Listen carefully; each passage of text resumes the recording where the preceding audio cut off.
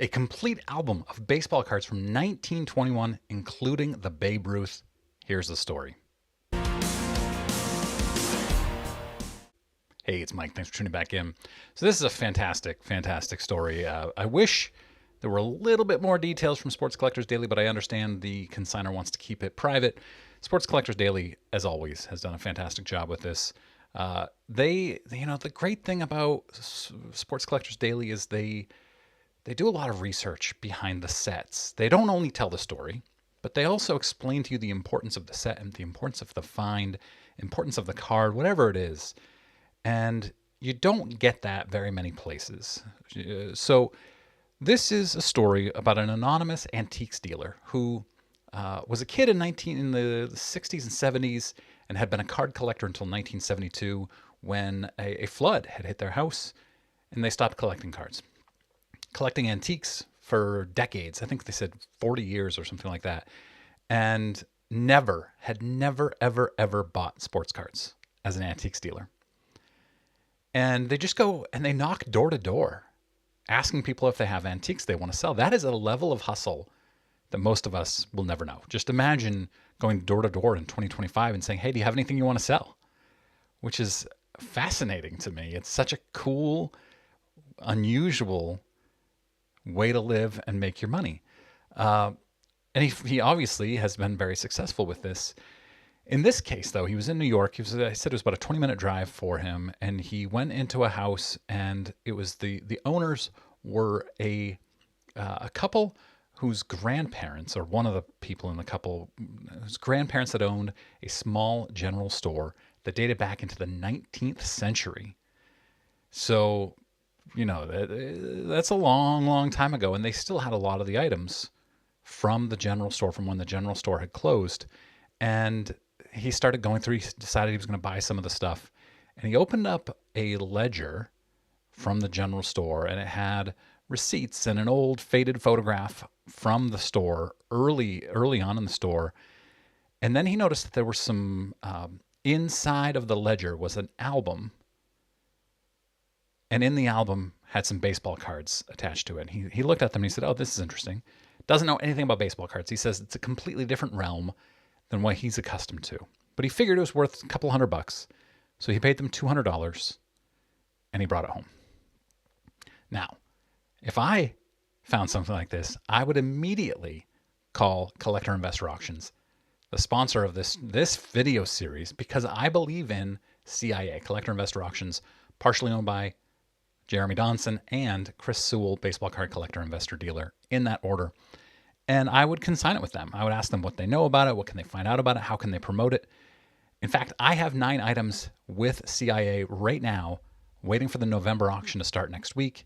You can see here that I went in, I searched junk wax, one word, and all 9 cards come up because they are part of the Junk Wax Hero Collection. Really excited to have these. You should go to CIA, sign up to bid, and bid on my 9 cards. There's also a lot of other amazing cards in there. I went through the whole thing. I have added a bunch to my watch list. Collector Investor Auctions. Check them out. Link is in the description to this video. Pausing here just to say, if you win one of my 9 cards, email me proof that you won it. Send me your mailing address, and I will send you a very small token of my appreciation, a Junk Wax Hero sticker. What he did, though, what this antiques dealer did, was he brought it home, and he was pretty excited about it. And he started looking through, and the album is it's from the Koester Bread baking company, that dates back into the 19th century. But in 1921, they put out a new set of cards that commemorated the 1921 World Series between the New York Giants and the New York Yankees. And there are 26 cards for each player, so a total of 52 cards. And as what is believed to be a store display premium, they put them in an album so the stores could display them so people knew what was available to them.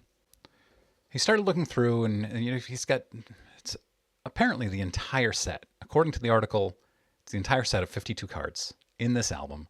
And he wasn't sure what they were, and he's kind of lifting up the side of them because they're apparently glued into this album, trying to see.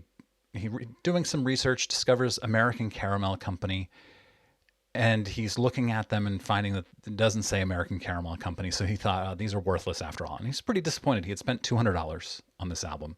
And then he texts some photos to a friend who says, you got to send these to a card expert. Text them to a card expert and says, I'm just going to remove these from the album. Maybe each individually will be worth something. And the card expert said, no, do not do that. These are worth more in the album. And I'm curious for your perspective on this. Are they actually worth more in the album? In my opinion, they're better in the album. I would rather have them in the album complete like this. But would it be more valuable to pull them out of the album? I'm not sure. Once you see the condition of the Ruth, you might feel differently.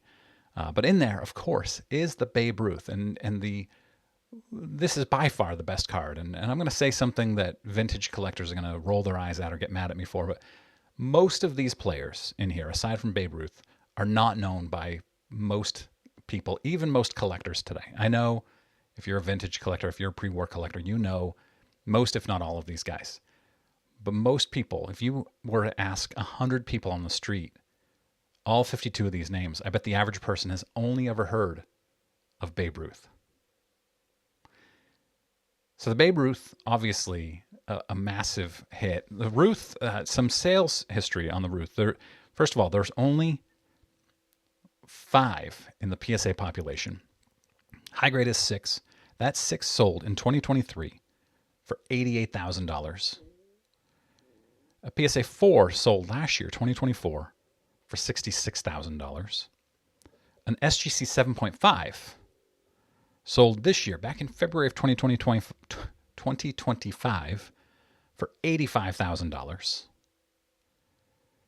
And in this article, they talk about the Sports Collectors Daily and this Antiques Finder says that no complete album has ever been found before. But I found an example in 2016 where Heritage had what they say is a complete album. There aren't enough photos to confirm that. In fact, one of the pages appears to be missing some cards.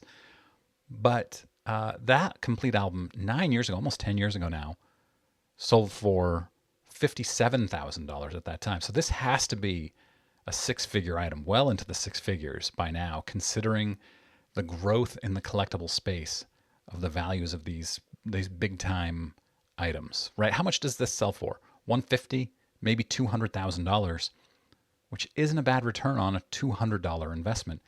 And then I have to ask, if you're an antiques dealer, you're not going back. But if you're just a normal person, do you go back and give that family a cut? The family that owned the general store back in the 19th century, early 20th century, do you give them a cut of what you had? I'm sure he's not, and I'm not saying he should. I don't think there's a right or a wrong answer here. But he bought $200. He paid $200 for it, and he's going to auction it off in November, in the November Heritage Auction. So pretty cool, considering this was his first ever sports card purchase, and to have it be likely a 6-figure buy that he only paid $200 for is amazing. I love finds like this. It's so cool that anybody could do it. You just need to dedicate yourself for 40 years to knocking door to door, asking people if you can buy stuff from them. And not many of us can or would do that. So how much does this sell for? Let me know in comments. I'll be following this story as always. I'll be featuring it on my Sunday Clearing the Bases episode. I'll probably share some more info on it in my newsletter, junkwaxhero.com. Make sure you sign up for Collector Investor Auctions. Do a search, Junkwax, one word. In the November auction, you'll find my 9 cards that are in there. Go and bid on them. Make sure you're listening to or watching Sports Card Clubhouse as well. Had a great interview with Suze. If you're not familiar with Suze, you should be. Go find her on Twitter or Instagram. Watch that interview. It's gotten amazing feedback. Not because of me, because of Suze. I got to spend 3 years picking the images for Stadium Club. What an amazing, honestly, what an amazing job to say the coolest product with the coolest images. Right. I did that. That was so much fun. And the reason with the Jeter, I'm a huge Derek Jeter collector. That's my PC. Yeah. And, I spoke about how the image I picked for that card was the last time he ran onto the field at Yankee Stadium.